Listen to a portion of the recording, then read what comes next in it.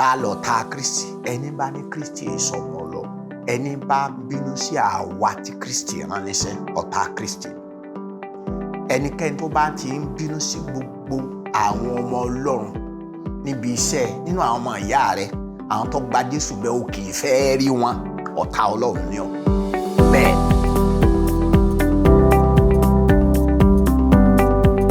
Bàbá wa tí ń bẹ lọ́run ọ̀wọ̀ ni fún orúkọ rẹ̀. Jẹ́ kí ìjọba rẹ̀ kó dé sínú àyà gbogbo àwọn tó ń gbọ́ mi yìí.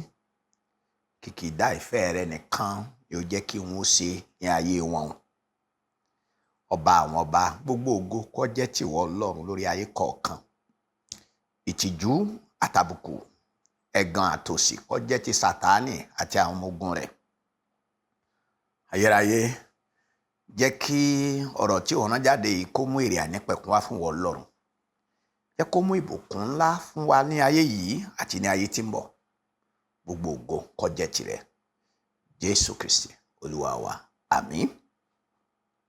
Kí ẹ má gbàgbé pé àwọn ògo ẹni tí Kristi jẹ́ àwọn ògo rẹ̀ bí ẹni tí a yà sọ́tọ̀ tí a sì rán. Ní àfọ́nà tó lọ ó fi hàn yín wípé Kristi yìí bàbá yà á sọ́tọ̀ láti jẹ́ ọba. Ìkejì ó yà á sọ́tọ̀ láti jẹ́ ọmọ rẹ̀. Ìkẹta ó ti fi so lórí gbogbo ayé ó ti fi ṣàkóso ayé lé lọ́wọ́. Ẹni bá ń jápá mọ́nú ẹni èṣù tó dẹ́sìn lẹ̀ nítorí ẹ̀ tí èṣù wá gbéwọ̀ tó wá ń ṣe àyàtẹ̀lẹ́kù pé ìjọba Jésù ò ní ṣeéṣe. Olúwa rẹ̀ ń jẹ yín ni o. Àwọn tí wọ́n ṣe bẹ́ẹ̀ lánàá wọ́n dẹ̀ ní ìgbàgbé o. Ọ̀rọ̀ Kristi náà la sì ń sọ yìí o. Bẹ́ẹ̀ ni o. Nígbà tí ó bá tán porogodo fún ayé yìí, Kristi náà ni ó máa jẹ́ Ọlọ́run lórí gbogbo ayé. Ní òní mo tún fẹ́ fi hàn yín báwo ni bàbá ti ya ọmọ rẹ̀ sọ́tọ̀ tó sì rán. Màá tún mú yín lọ sínú ìwé Sáàmù, ìwé orin Dáfídì, orin 100, orin 110. Òun ó sì ka ẹsẹ̀ 7 péré náà ni ó ní. Ẹ rí Kristi bẹ́ẹ̀ bí àyànfẹ́ ọba tọlọ́run. Bẹ́ẹ̀ ni ẹ rí Kristi bẹ́ẹ̀ pé fún ara Ọlọ́run ló pè lólúwa. Ká má gbàgbé wípé à ń wo Kristi nínú ìwé mímọ́ kò sí ìfihàn mìíràn tí a nílò. Tí a bá ń gbàdúrà fún yín pé kí ẹ rí Kristi, ìmọ́lẹ̀ ló kù tí ẹnì kọ̀ọ̀kan ní. Gbogbo ìfihàn nípa Kristi àti parí ẹ̀ nínú ìwé mímọ́. Ṣùgbọ́n kò lè yé wa tá a bá fún wa ní ìmọ́lẹ̀ láti ọ̀run wá. Ní orúkọ Jésù Kristi ti Násárẹ́tì, ìmọ́lẹ̀ tí oníkálùkù wá nílò bàbá yóò rán sí ibẹ̀ tí ń gbọ́rọ̀ yìí.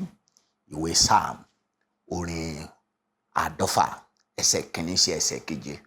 Olúwa wí fún Olúwa mi pé ìwọ jókòó ní ọwọ́ ọ̀tún mi títí èmi ò fi sọ àwọn ọ̀tá rẹ di àpótí ìtìsẹ̀ rẹ. Olúwa yóò na ọ̀pá agbára rẹ̀ láti Síónì wá. Ìwọ jọba láàrin àwọn ọ̀tá rẹ.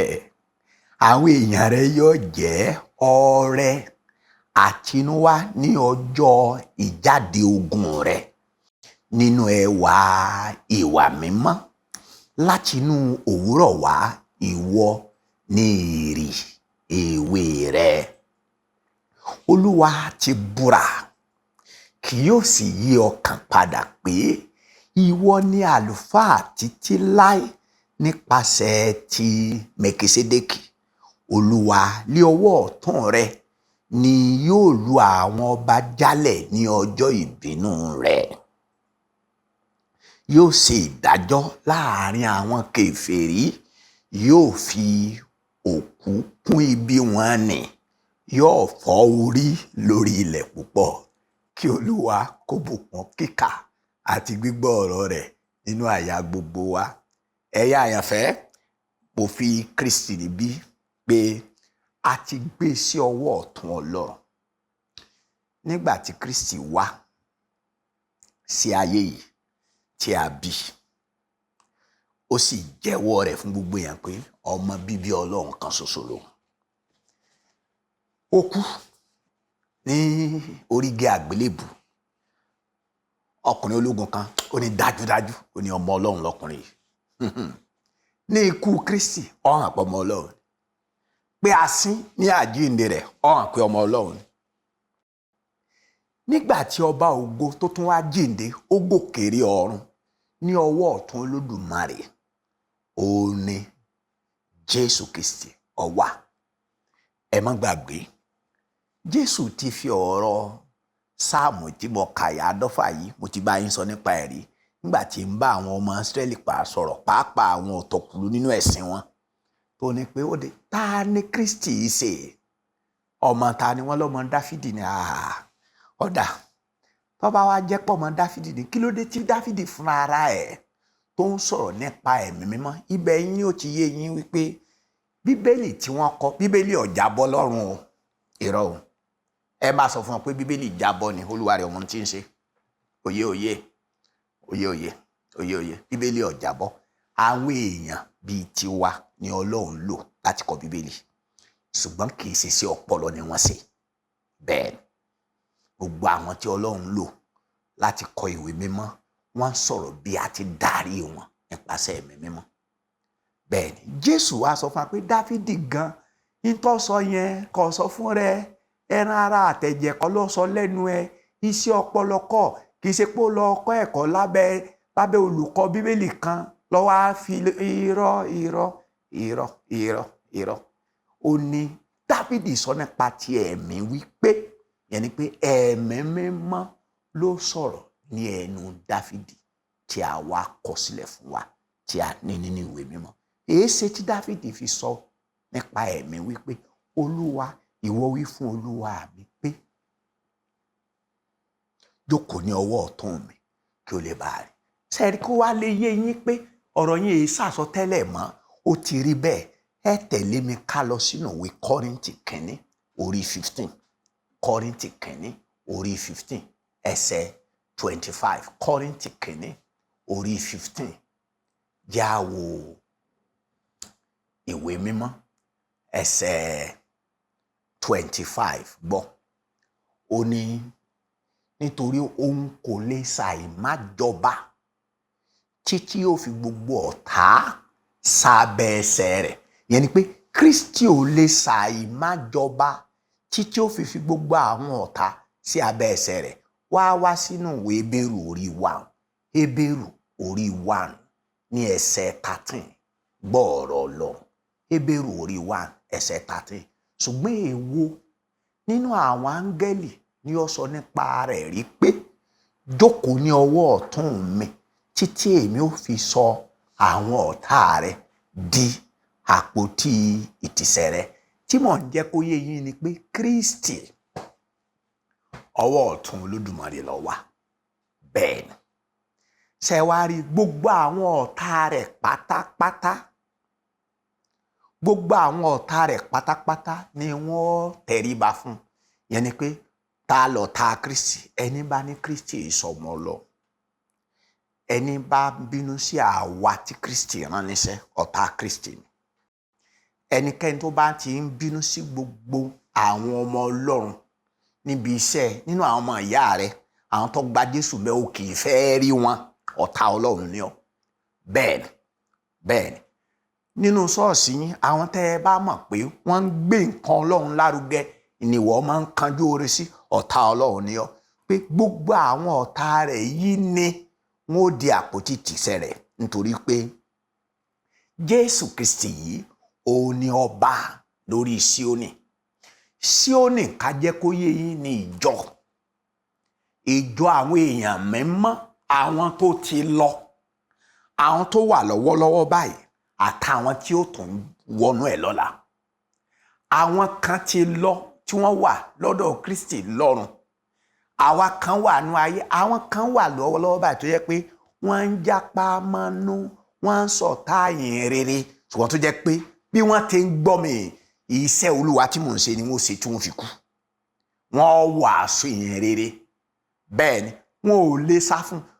gìrìgìrì Olódùmarè Ọlọ́run lọ́ba tí máa léèyàn tẹ́ ẹ̀ ní gbọ́ gìrìgìrì ẹsẹ̀ ẹgbẹ̀rún Sàámù bí wọ́n ti máa ń sọ kò lè sá mọ́ Ọlọ́run lọ́wọ́ béèyàn bá lóhùn ní gbàtọ́ lọ́hùn olú ẹ̀ ń tan rẹ̀ jẹ ni nítorí pé kò sí eré tó fẹ́ sá iwájú lọ́mọ bá sánmọ́ iwájú lọ́mọ bá ilẹ̀ a ti fi Kristi sí ọba lórí òkè Síónì èyàn nìkan kọ́ nínú sáàmù yẹn ó tún fi yé wa wípé àwọn èèyàn kan wọ́n máa fínúfíndọ̀ láti máa gba tiẹ̀ wọ́n wà lára wọn bẹ́ẹ̀ ni a pọ̀ lágbàáyé gbogbo àwa tá a gba Jésù Kristi ẹ wò mí a gba Jésù Kristi torí ká lè bá a lówó lọ́wọ́ a gba Jésù Kristi torí kára wa bá a lè yá ẹni bá ń sọ fún ẹ pé tó fi nílò Jésù ni pé kò lè bá a lówó lọ́wọ́ ó nílò kó gba Jésù kó tó lówó lọ́wọ́ ọ̀pọ̀ àwọn ọlọ́rọ̀ láyé yìí ni wọn ò bá Jésù tán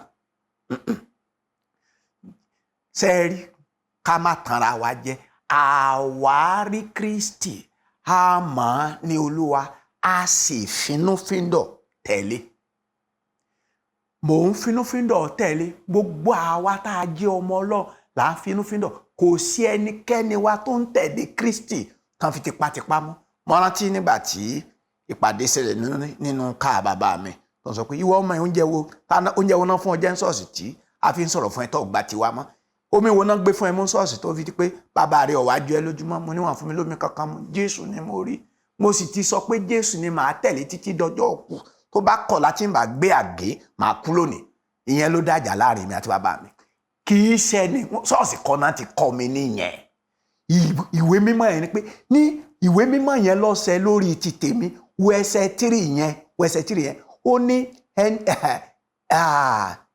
ìwé sáàmù yẹn jẹ́ kí n padà sí ìwé sáàmù yẹn 110 mo fẹ́ kí ẹ rí wípé àwa tá a jẹ́ ti Jésù à ń fínúfíndọ̀ tẹ̀lé kì í ṣe torí pé ká lè bá a lówó lọ́wọ́ wọ́n dàgbà gbọ́rú ni wọ́n sọ pé kó wá sí ṣọ́ọ̀ṣì torí kó lè bá a lówó lọ́wọ́ wọ́n dẹsẹ̀ ìgbàgbọ́rú ni pé kọ́ ọ̀rọ̀ rẹ lè bá a dayọ̀ kó wá ṣọ́ọ̀ṣì irọ́ torí tí Kristi ṣe kú torí pé kí ogun ẹ̀ṣẹ̀ wa ó lè ṣẹ ká lè bọ́nu páńpẹ́ àti ìdálóró èṣù pé tá a bá parí àti pé wà láyé ká lè dọ̀run sinmi ni. ó ní àwọn èèyàn rẹ yóò jẹ ọrẹ àtinúwá ní ọjọ́ ìjáde ogun rẹ nínú ẹwà ìwà mímọ́ láti inú òwúrọ̀ wá ìwọ ní ìrì ewé ìyẹn ni pé gbogbo wa ń fínúfíndọ̀ tẹ̀lé Jésù Kristi ni tí a bá wa sọ pé ògo Kristi bí ẹni tá a yà sí mímọ́ àtẹni tí a rán má gbàgbé mo ti fi ògo rẹ̀ hàn bí ẹni tí a yà sí mímọ́ Ọlọ́run pè ní ọba rẹ̀ ìkejì ó pè ní ọmọ rẹ̀ ìkẹta ó lóun fi ṣe olórí gbogbo orílẹ̀-èdè nínú ibi tí mo kà í náà ó pè ní Olúwa ó tún pè ní àlùfáà ó ní ìwọ ni àlùfáà mi títí láì pé aya Kristi ìyẹn ni pé Kristi kọ́ ló kọ́kọ́ pèrè ẹ̀ bẹ́ẹ̀ Ọlọ́run ló sọ lẹ́nu àwọn èèyàn mímọ́ nínú májẹ̀mú láéláé tí wọ́n kọ ìwé mímọ́ pé ìwọ ni Kristi Olúwa sì búra pé ìwọ ló máa jẹ́ àlùfáà mi láéláé ọ̀sẹ̀ nìkan tí ó dé lẹ́yìn Jésù tí ó kẹ́yìn dé gbẹ̀gbọ́n ìtanra ẹni jẹ ní òṣèlú ẹ̀sìn ni wọ́n bá débẹ̀ ìwọ ni àlùfáà mi títí láéláé ìwọ ni àlùfáà mi títí láéláé kọ wá wo ẹsẹ̀ 5 sí ẹsẹ̀ 7 yẹn o ẹ gbọ́ ọ̀rọ̀ Ọlọ́run o jẹ́ n tó kẹsẹ̀ fọ́ yẹn ó ní Olúwa ti búra kì yóò sì yí ọkàn padà pé ìwọ ni àlùfáà títí láéláé nípasẹ̀ ti Mẹkisédékì jọ kí n tó kò nínú ọ̀rọ̀ yẹn jẹ́ ká wo ìwé Hébérù já fi ìwé mímọ́ wé ìwé mímọ́ já fi ìwé mímọ́ wé ìwé mímọ́ Hébérù orí 7 ẹsẹ̀ 21 Hébérù orí 7 ẹsẹ̀ 21 gbọ́ ọ̀rọ̀ lọ nítorí a ti fi wọ́n jẹ àlùfáà láì sí búra àwọn àlùfáà jọ nìyẹn nípa ẹni tó wí fún pé Olúwa búra kì yóò sì ronú pìwàdà ìwọ làlùfáà kan títí láì nípasẹ̀ Mẹkisédékì ìwọ làlùfáà títí láì nípasẹ̀ Mẹkisédékì Ọlọ́run ti búra kò sì ní yí ọ̀rọ̀ ẹ̀ padà kò ní yí ọ̀rọ̀ ẹ̀ padà, kò ní yí ọ̀rọ̀ ẹ̀ padà, kò ní yí ọ̀rọ̀ ẹ̀ padà. Jẹ́ n wá ka ẹsẹ̀ 5 sí ẹsẹ̀ 7 yẹn ká gbàdúrà. Ó ní Olúwa ti lé ọwọ́ ọ̀tún rẹ̀ ni yóò lu àwọn ọba jálẹ̀ lọ́jọ́ ìbínú rẹ̀. Yóò ṣèdájọ́ láàrin àwọn kèfèrí. Gbogbo ẹ̀yin ọba ayé ẹ gbọ́, gbogbo ẹ̀yin ààrẹ, níwájú èèyàn lẹ ti járe o, níwájú Ọlọ́run kò sẹ́ni tí ń járe o. Nínú ayé náà ti fi ọjọba, Ọlọ́run ló ń bẹ nínú ayé ẹ̀ tó fi jọba. Tó ọba kú lónìí báyìí ní ìsìn, ọba wájà wọn sọ o. Bó sùn kó jí, máa rò pé àwọn ẹbọra àwọn alálẹ̀ ló jẹ́ kó máa sùn kó máa jí. Ó yí ẹ̀yin náà. Ó yí ẹ̀yin náà. Olúwa ní ọwọ́ ọ̀tún rẹ̀ ni yóò lu àwọn ọba jálẹ̀ ní ọjọ́ ìbínú rẹ̀. Yóò ṣèdájọ́ láàrin àwọn kèfèrí. Yóò fi òkú kún ibi wọn nì. Yóò sì fọ́ lórí ilẹ̀ pípẹ́. Yóò máa mú nínú odò náà lé ọ̀nà, torí ni yóò sì gbé orí sókè. Yóò máa mú nínú odò náà. Yá tẹríba ká gbàdúrà. Ọba ìyè, a máa ti jẹ́rìí rẹ̀. Bàbá mímọ́, fi hàn àwọn èèyàn wọ̀nyí gbogbo ìbòjú òkùnkùn lẹ́ẹ̀kan sí. Mo fàya ní gbogbo àyà. Mo bá ìríra wí. Olúwa, jẹ́ kí àwọn èèyàn rẹ kó yè nípasẹ̀ ọ̀rọ̀ rẹ̀.